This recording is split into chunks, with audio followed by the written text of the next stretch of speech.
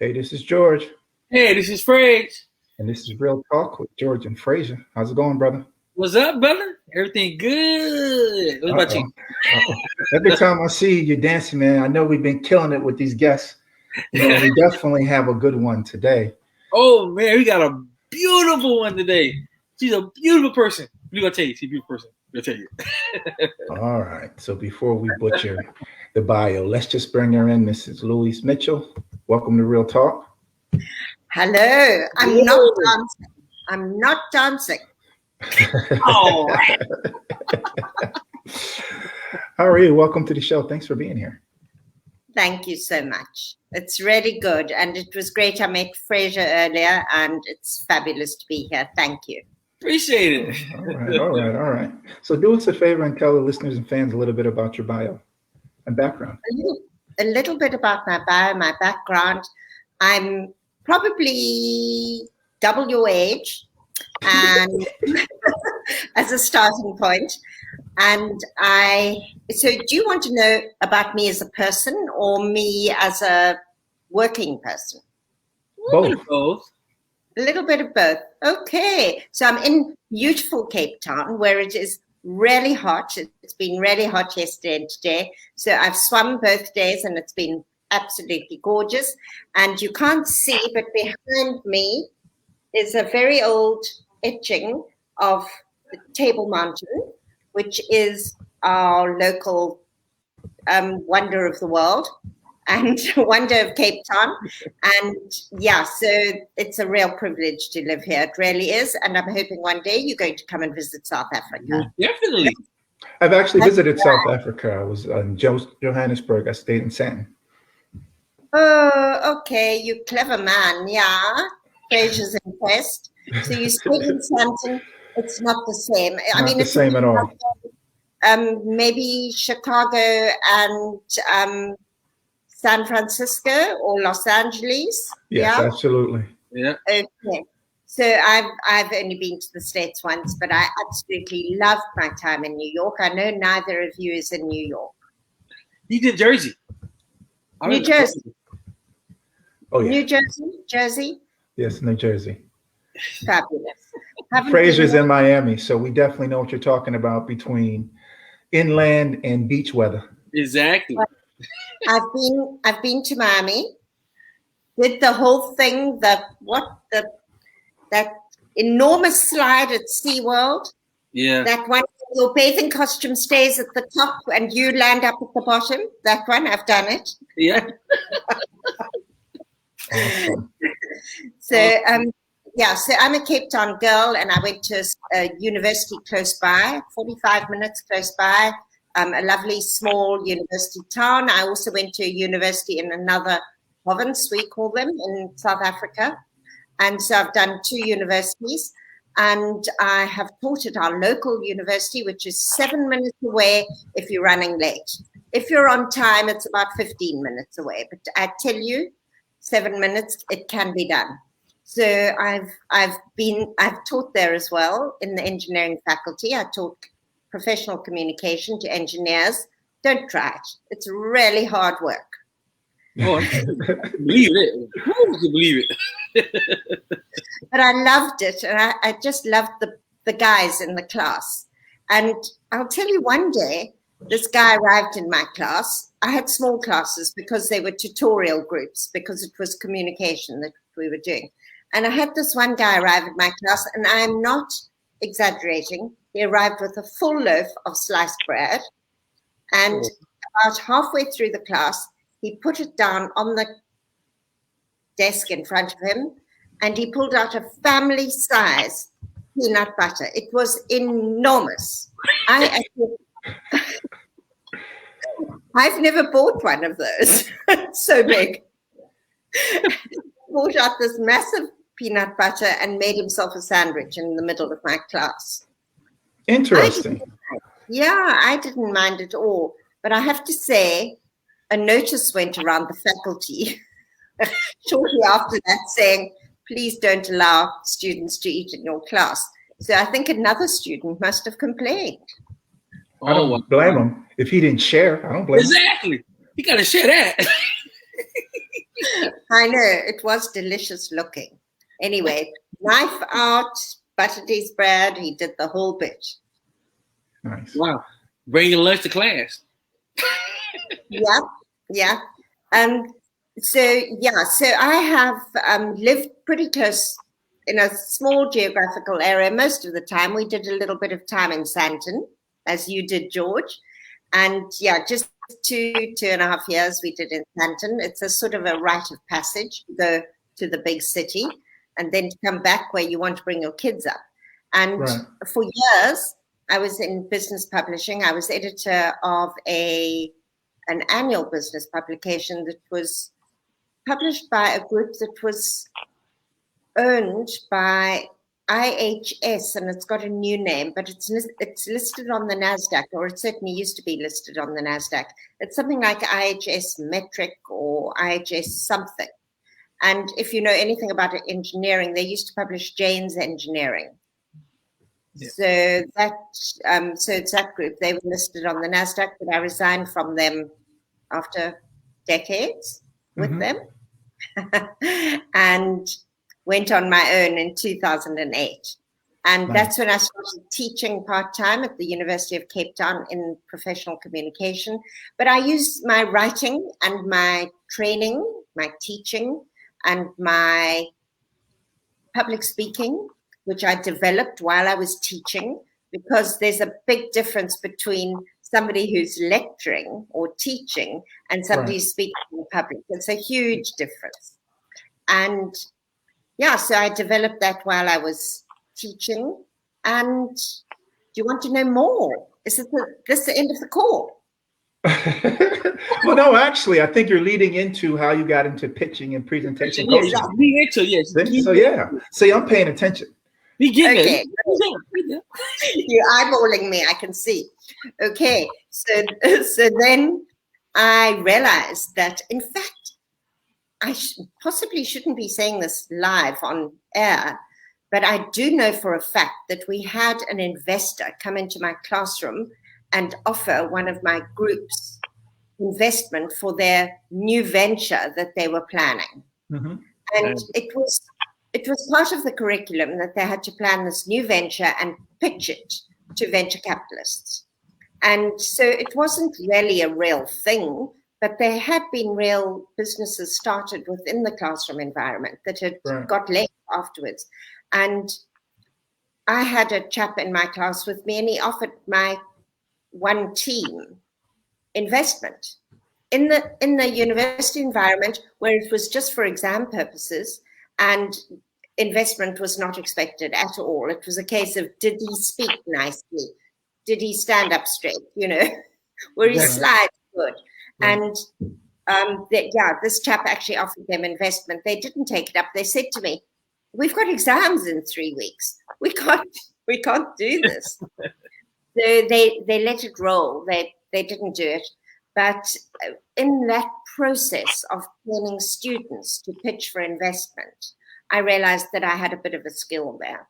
I also realized that when I was in publishing, and I don't know that I've ever said this to anybody, when I was in publishing, I used to do a newsletter, and our book was enhanced with expert opinion. And so I used to phone the experts and say, "Hi, I'm Louise. Yeah, we do this. I think you need to be there." And I had hundreds of people writing for me for no pay at all. They believed that they were going to get sufficient coverage out of this. Not sure if anybody ever did. But I got them writing for me, which was fabulous. And so I realized when I started doing the pitch work and the presentation work, I realized that actually for years I had been developing the skill of explaining to listeners that the benefits of getting involved with whatever it was that was being presented to them. In my case, it was contributing to the publication. In your case, it's having me online. Right. So well done, you. And then I loved the training. I loved working with the young people. I loved working with the people who brought their peanut butter sandwiches into the room. The young guys, they just roll. There's no flies on them. They just keep going. Of course, we need many more women in the investment space.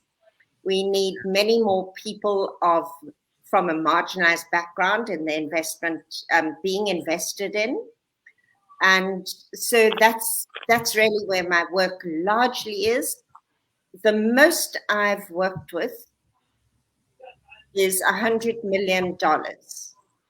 And that was, I can't say more about it. I signed a non-disclosure, but it was $100 million. That was a pitch that he did get some funding.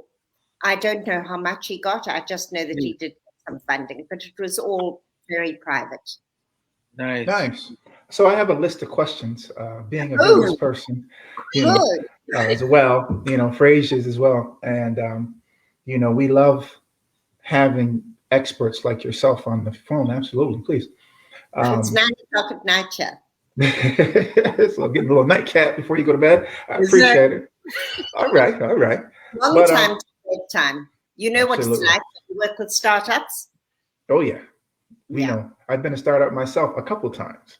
You've done different businesses. So I know the stress and strain of putting a business together, running a business. I said on my last interview, being the janitor to the CEO, running everything down, working harder than you would if you just had a job. But so much.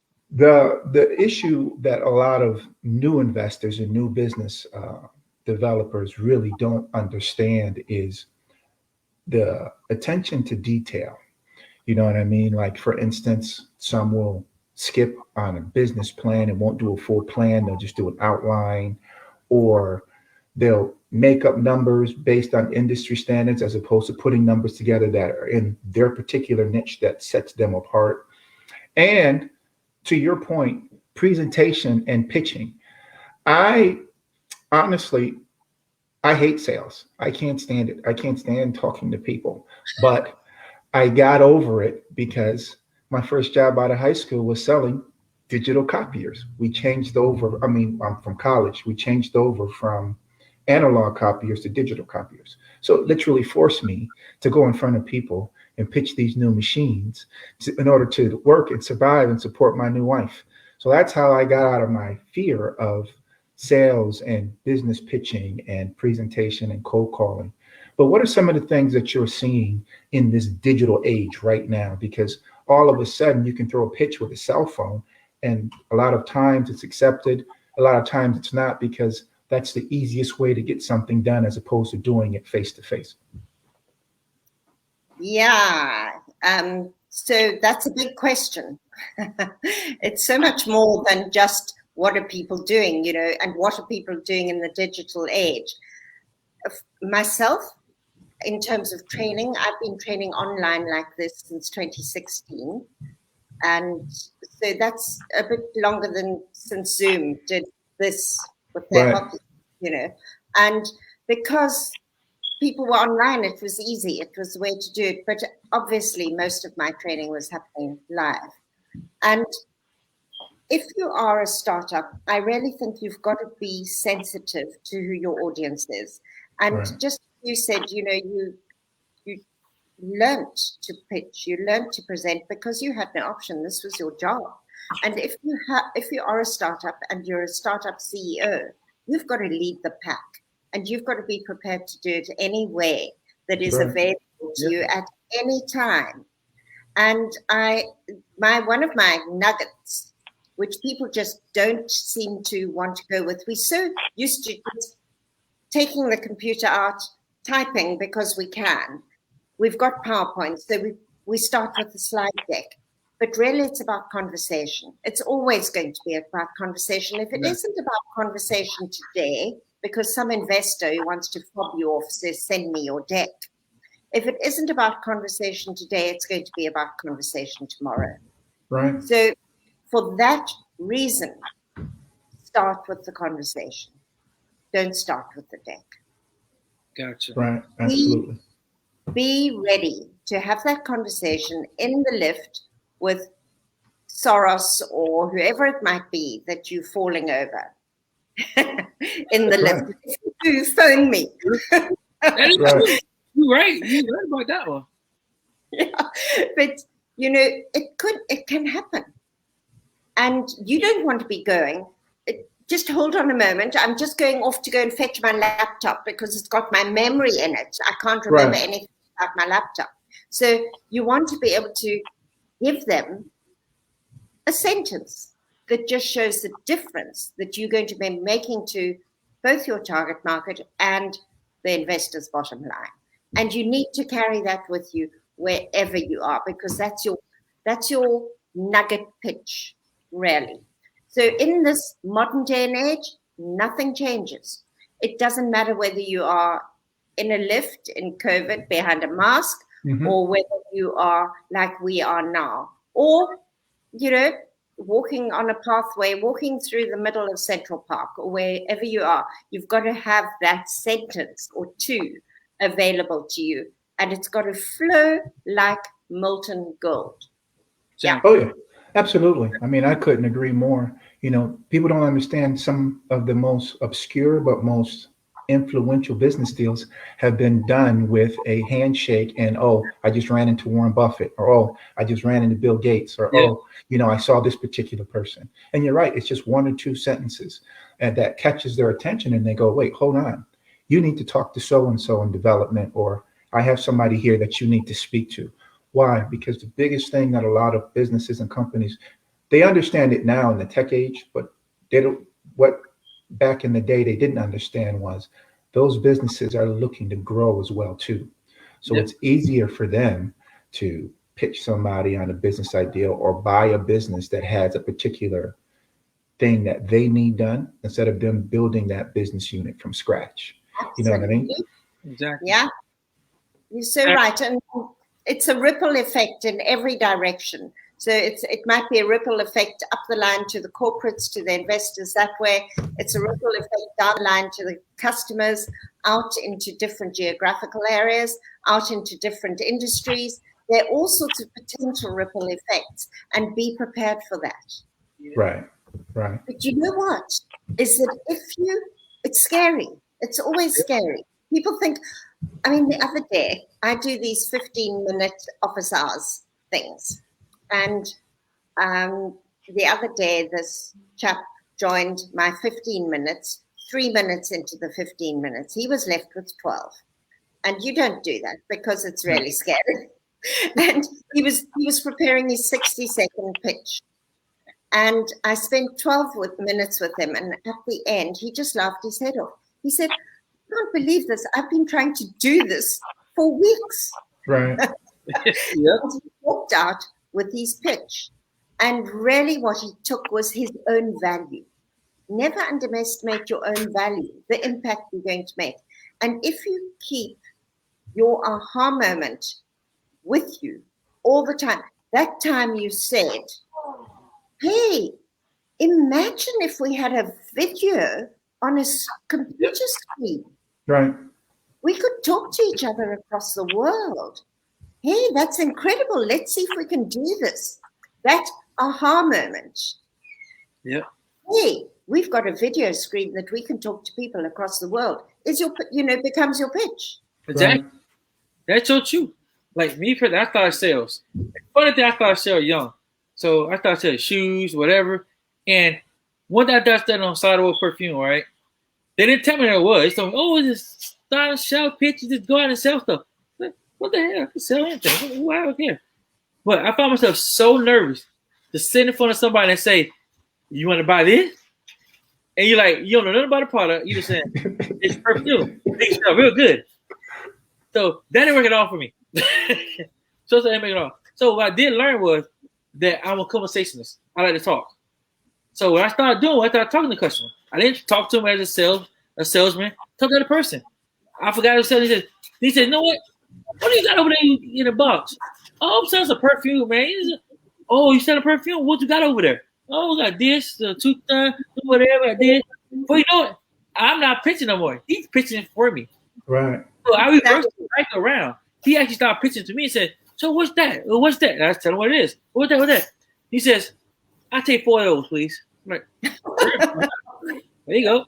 You know, I didn't. I took a pitch out of it and actually started doing more, like you said, conversationist.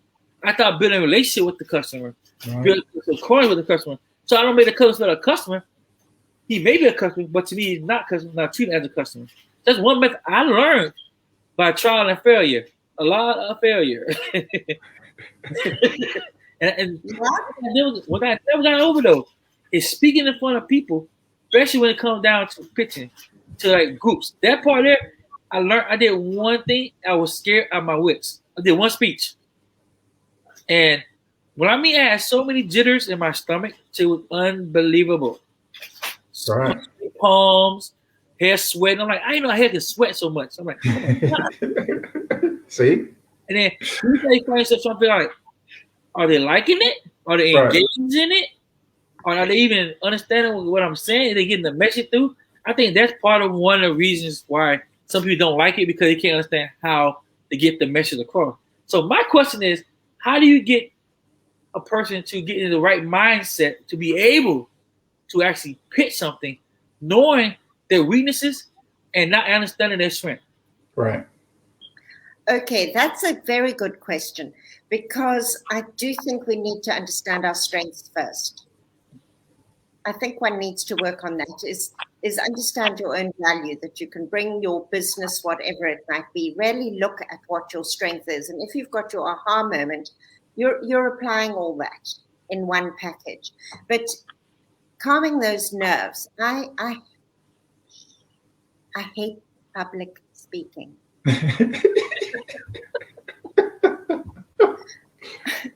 I am terrified of public speaking. And I have done a lot of experimentation. I have done serious research, and it's been for decades. I have done this research so thoroughly, and I have proven that I don't die when I speak in public. I'm still here. So I think I'm proof that that won't happen. Yeah. Yeah. Exactly. So you're not going to die. So let's get over that. You won't die. You might be terrified, but the audience has no idea if you're terrified. And if you are and you get a bit nervous, you're human. Right. Yeah. And they really like humans. Right. It's this thing. We like humans. And the audience then roots for you. They support you. If they see that you're nervous, but you're not a major dork, if they see that you're nervous, they will be quiet. They will help you. They're going to support you. It's the most amazing thing. And then Ted, I always say his name wrong, Chris Anderson of the TED organization. Mm-hmm. He says it so well. And I use this to help people who are terrified. It's you having a conversation. First of all, I'm not sure if he says this, I can't remember, but you're having a conversation with a single person every time you talk to somebody. There might be 1,000 people in the room, but they have no idea that they're one of 1,000. They only know that they're an individual. So talk to each individual one by one, and you could do that. You're having a one-on-one. Exactly. You're used to that. You can, so talk to one person at a time. And this is where Chris Anderson comes in, is that he says, give people a gift. So you give them a gift of your knowledge, a little bit of information, and you hand it to each person one at a time. I'm not sure if he spells it out like this, but I know he speaks about the gift. And if you give a gift, right now, I mean, I know I'm meant to be looking into my camera here, but give me a bit of slack here. I'm going to look at George, and I'm going to give him a gift. Right. And I'm going to wait as he laughs and responds, because he's opening the gift of knowledge. And then I'm going to go to Fraser, and I'm going to give him something. Right. Yeah. And I'm smiling at him, and look, he's smiling back. And it's so fabulous, because it feeds your strength as a speaker, because most of us love giving. I know very few people who don't get satisfaction from giving to others. True. Right. So you've got all that knowledge. You're a specialist. Give it in little packages. Give people a moment to unwrap it, which is that silly word called pause, which I haven't done much of. But it's that moment when you pause Right. Yep. that they unwrap it. Yep. And then move on to the next person. And you've made somebody feel special. Nice. Yeah, absolutely. I mean, if I can just add a little value to what you said, how I got over my fear of speaking was I had to become the expert in the room. And how does that work? Well, I developed into that through teaching martial arts, because when you're teaching martial arts, everybody's watching you. You're the one doing the demonstration. You're the one explaining the technique or the move, and everybody trusts you. Okay. So I had to take that philosophy and say, I'm the expert in the room. I'm the martial artist. Everybody here is looking at me because I may not be delivering combat techniques or self-defense techniques, but I'm delivering business techniques. I'm delivering something that they particularly need. So I can't be scared, put your chest out, walk around like you're the instructor in the room. And if you exude confidence, they will be attentive to you and listen to you. The biggest mistake that everybody makes whenever they do is they fake it. And the reason why is lack of knowledge or fear. They get caught up and they just say something insecure. The moment that happens, you lose everybody. Because if I sign up for Fraser's course, I'm signing up for Fraser's course based on his bio and expertise to see him. You see what I mean? Same thing. If I take your pitch, you have a 15 minutes pitch class. I'm taking that for a particular purpose because you're the expert. But if you get in that class and you start stammering and stumbling or whatever it is, or you intentionally make a mistake about something that I know to be false, you'll lose them. You know what I mean? And I found out the best thing you can say is, actually, I don't know the answer to that, but I'll follow up with you. You see what I mean? And the reason why that is, that makes you human. That makes you, oh, wait, hold on. He's not so above us that he can't admit that he doesn't know everything in the universe. You see what I mean? Exactly. And people will actually be more receptive to you, and that's how I got over a lot of the stuff, because I'm like you. I was definitely afraid of speaking in public because of the mistakes. And then I said, wait, hold on.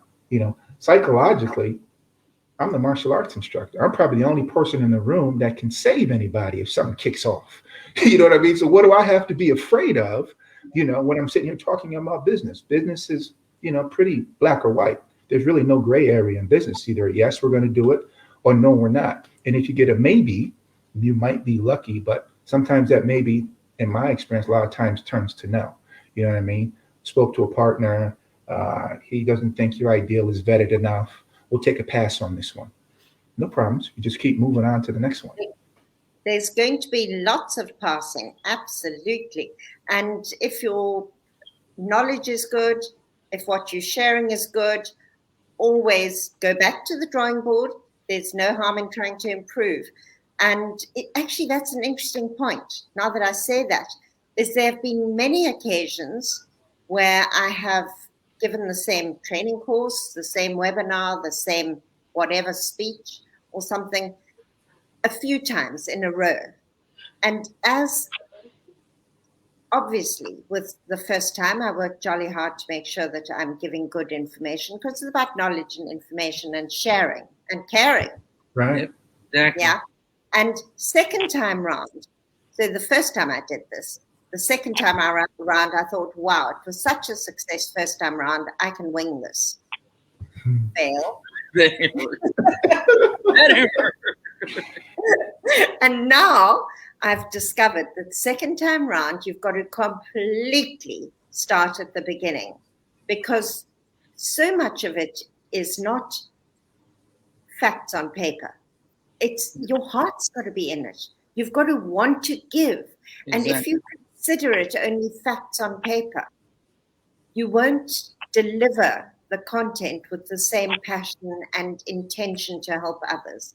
And I think that So every time I revisit, I've got a workshop on Wednesday that's very similar to a workshop that I gave a little while ago. And I know that the whole of tomorrow and the whole of Wednesday morning, I will be looking at it with a new eye to the slightly different audience. And I'll be rejigging the whole thing, because you can never stop upping your game. Right. That is true.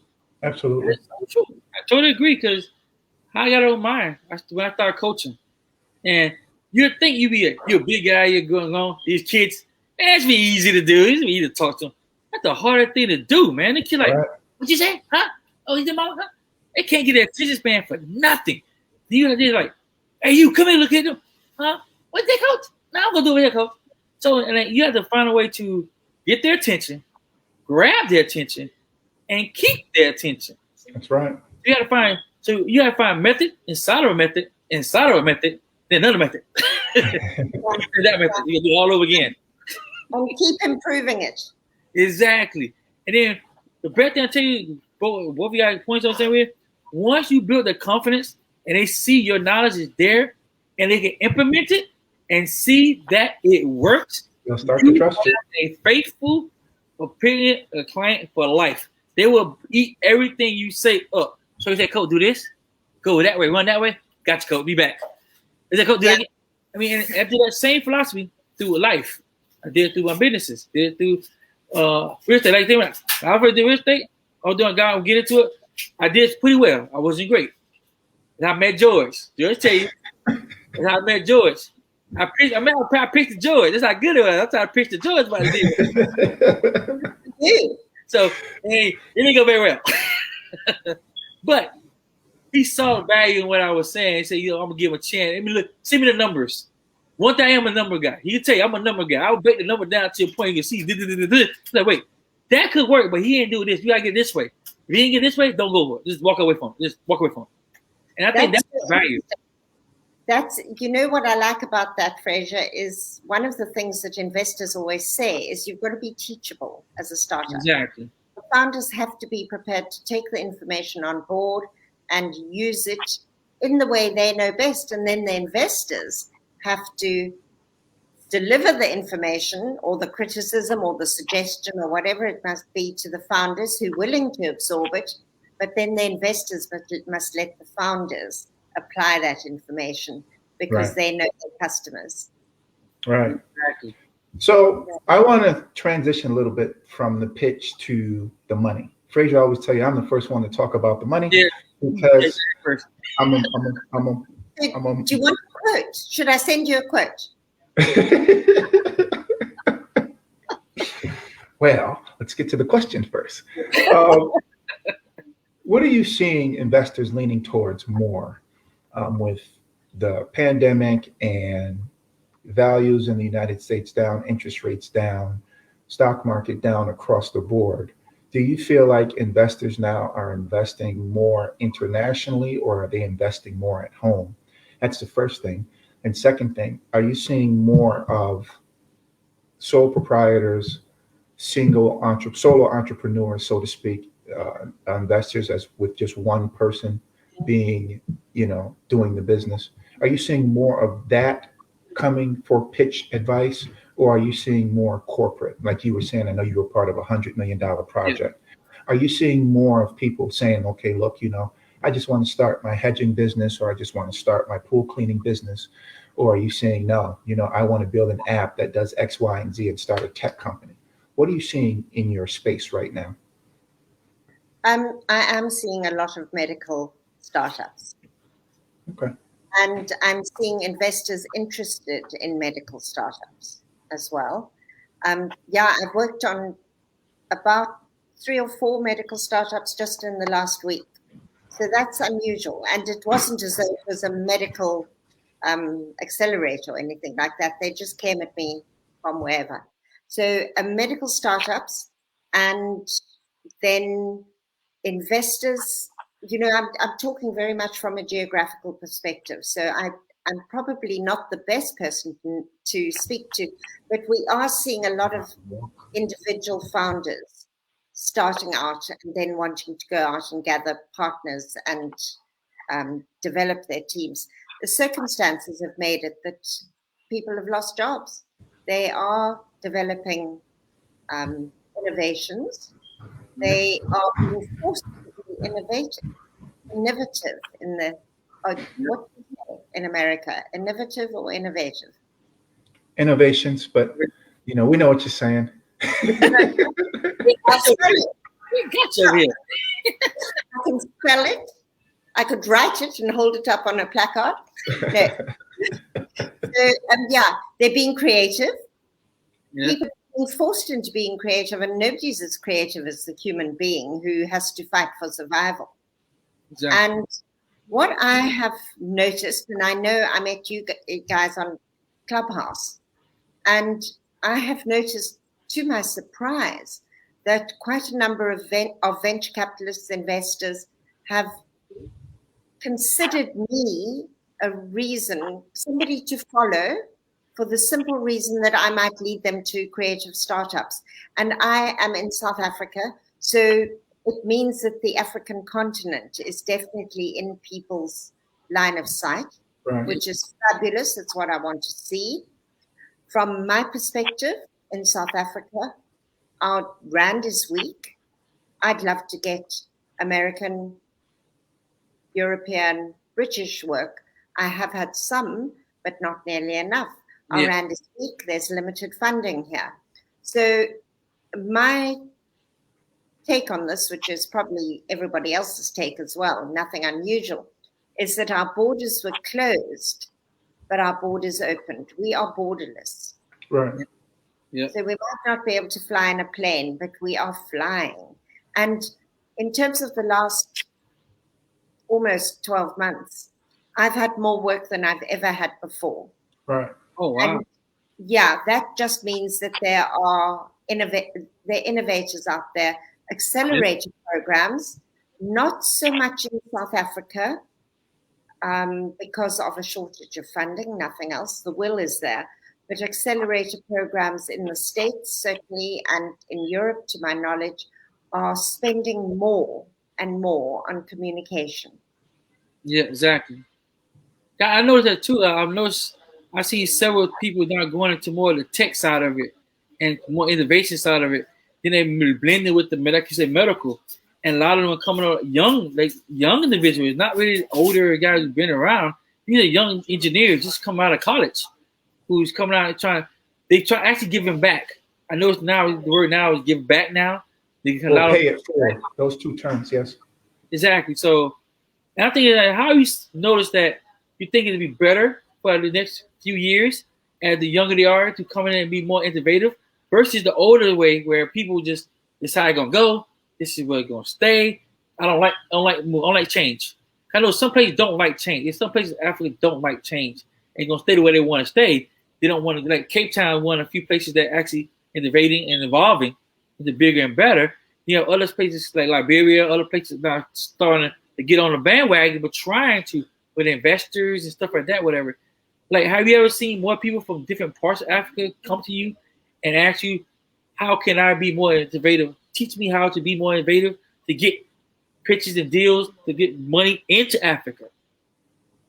Oh, okay. So I'm not quite sure what your question. You said, have you seen people in Africa? In Africa, they're seeking outside sources for money to come in, get them to come into Africa to evolve it faster. Yeah. So I work with programs largely in sub-Saharan Africa, although recently I've connected further north. But I work with programs that are working with startups across the continent.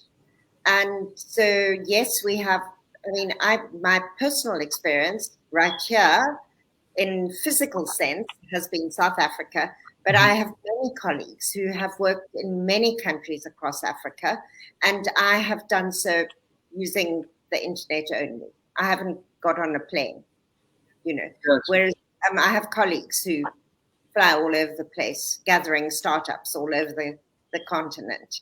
Nice. And I have also heard a lot of investors, possibly No, I'm not sure about this, but certainly angels and VCs. I was about to say more angels, but I don't think I'm right.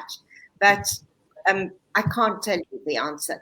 But angels and VCs interested in Africa. And recently I had an angel investment group from Switzerland contact me and say, we want to start investing in startups in Africa, specifically South Africa, if we can.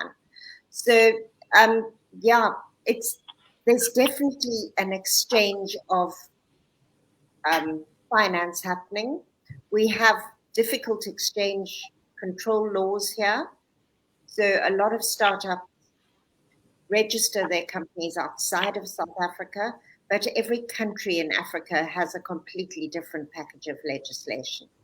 So I can't comment across Africa. Gotcha. And, Right. yeah, but I think there is certainly growth, and there are creative venture capital firms in the States who are starting to look at Africa more frequently now, where they wouldn't have done so before. They've dealt with marginalized communities in the States, and it's built up an interest in coming to Africa. Yeah. And I love that. Love it. Yeah. Oh, yeah, absolutely. I couldn't agree more, because the issue is resources. I say this all the time. Being from Liberia, we understand issues of resources. And like you were saying, the South African rand is weak. Liberian dollar is weak. So it's a great opportunity for investors who are looking for better rate of return to go someplace and get that better rate of return. And know everybody, look, if China is buying almost 40% of the continent of Africa, the entire continent right now, everybody's looking, because every place else the resources are being drained. And Africa is one of the last untapped resources out there. Yep. I mean, 15 years ago, they just found oil off the coast of Liberia, so Yep. it's amazing. And what I would like to see, which of course doesn't work well for venture capitalists, it can to some degree. It depends on what their model is. But because my heart is here and my feet are in the soil here, I mean, I'm born and bred on the African continent, and I would love to see that venture capital actually being recycled within the continent. There's a limit to how much that could happen, but we need more of it. And there are projects that reinvest, but some of them are just waiting for that 10 times growth, and off they go again, and then it's the next excitement. I want to ask you a question. Sure. Am I allowed to? Absolutely. Do you think that venture capitalists are gamblers? Go ahead, Fresh. Yeah, give me. Oh, get that one to me. No, you're taking the first one. I'll follow up with that. Okay. I would say probably a little bit of both. The reason why I say that is because it depends on the interest and what they're actually going for and what they're actually trying to achieve and as they're trying to get in. And like you say, the boundaries, laws, and certain people don't understand where they're going to, how to understand how it works. So that's one thing they have to look at also. That also slows production, because out there the investors come in, like the one you're speaking to, and they don't understand what they're trying to do. And like you say, every country, I noticed that every country has their own separate way of doing things, and that's how they do it. There's no changing it. It's not working with it. And my thing is, the most important thing I think that involves it is the banking system in Africa and financing. That is the key to every single thing. Because the fact of the matter is, the banking system is not the same as the World Bank. Not the same as banking in the States. Or Western banks, really. Exactly. So the key I think it is how to make the bank system work in the finances in order to recycle the funds in Africa. That's what I'm thinking. Yeah. So we have a very good banking system in South Africa, but we also have a lot of unbanked people, which is why fintech is such a big thing. Right. Exactly. I mean, to follow up on Fraser's question, I don't think venture capitalists are gamblers. I think that they do great risk assessment. I think they're opportunists. And the reason why I say they're opportunists is because what a lot of people don't understand when you're dealing with venture capitalists, the nickname still used to be vulture capitalists. Why? Because by the time they're done, you only own 10% of your company that you started. You see what I mean? And what a lot of business owners seeking capital, and I had to learn this, is the structure of getting wealth into your business. Like if you have a specific business, like I know you have a lot of people looking into the medical industry right now and starting those. Well, those individuals starting those medical companies have to understand that there's a process. And normally the process is your first round of funding is family and friends. That's the first process, right? Once you get some traction and get some numbers on the books, then you go to either a business loan or you get a venture capitalist. Well, the venture capitalist is like, okay, they're doing $100,000 a year with my finances and my Rolodex resources. I could probably get them to $1 million a year. Yep. But I want 40% of that business for all of this to get them there, right? Now you're at $1 million a year. The venture capitalist is the silent partner. They're really not doing operations. You are, but they're saying, okay, now we need to grow. So let's make a $10 million business. So now they go out and get more funding, right? Which can be a third, fourth, fifth round of funding. And they say, this is what we need. Well, the venture capitalist doesn't give up his 40%. He keeps it. But the new person coming in now says, okay, I want 50% for me to get you to a $10 million a year business. So when you look at the whole thing in equity structure, you go, well, if I give that up, I'm left with this. But the question always is, and I always say this when I tell people about how funding works, because everybody always talks about funds. What are you willing to give up for that? And secondly, is it worth it? So you build a $100 million company. The company has a valuation of $200 million. For 10%, are you comfortable with $20 million worth of equity and wealth for a company that you started?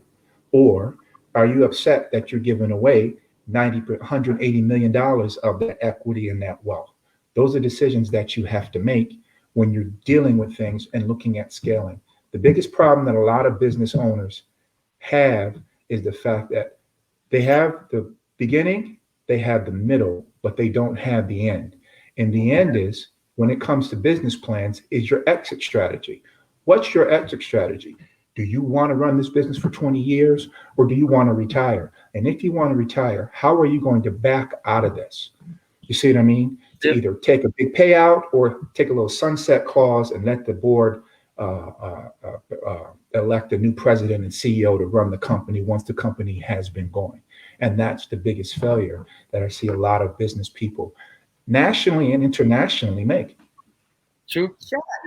I mean, I think processes are not that different in terms of running a business wherever you are. Yep. It's just the influences that change on your business, but the processes are very similar.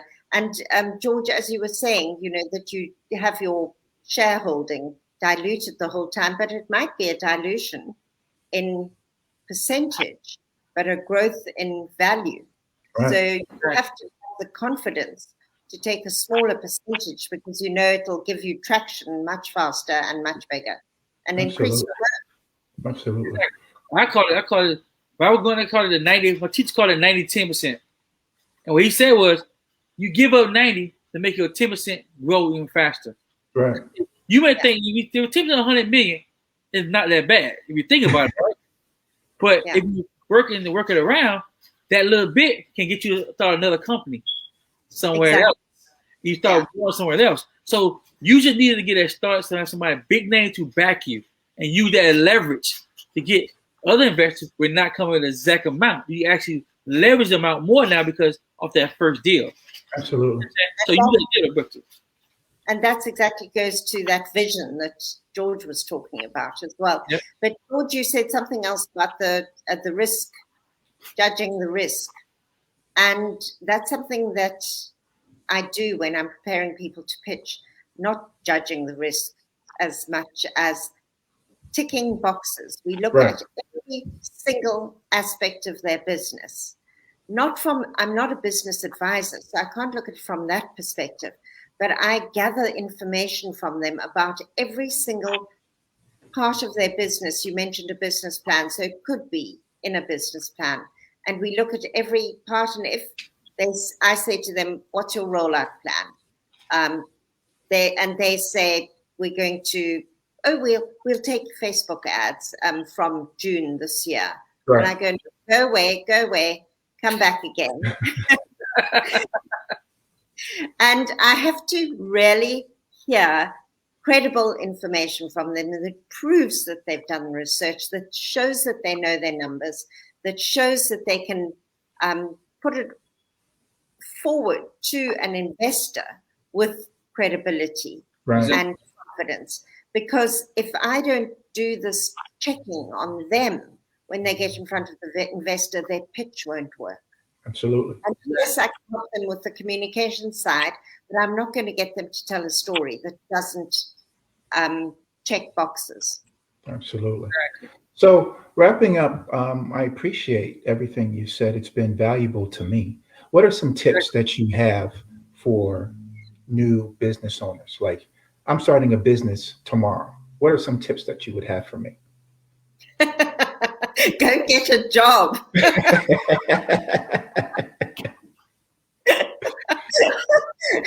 I'd say get your family behind you. Make sure that everything is in place. Make sure that you've got a runway to keep you going for the next 6 months or a year. Nowadays, VCs want to see a year, 18 months, 2 years. And so maybe it's reducing now. I'm not sure. I can't answer that question, but certainly they want to see a jolly good runway. But prepare your family for hard times. Oh, yeah. Put everything in place and sleep now, today, because you're not going to get tomorrow. Oh, yeah. I know. So now tell everybody where they can find you at on social media, any class you got upcoming that you want to relate out there. Like, let them know where you at, how to find you. Oh, that's so kind of you. I didn't even think of that in advance. So my website is takemyword.co.za.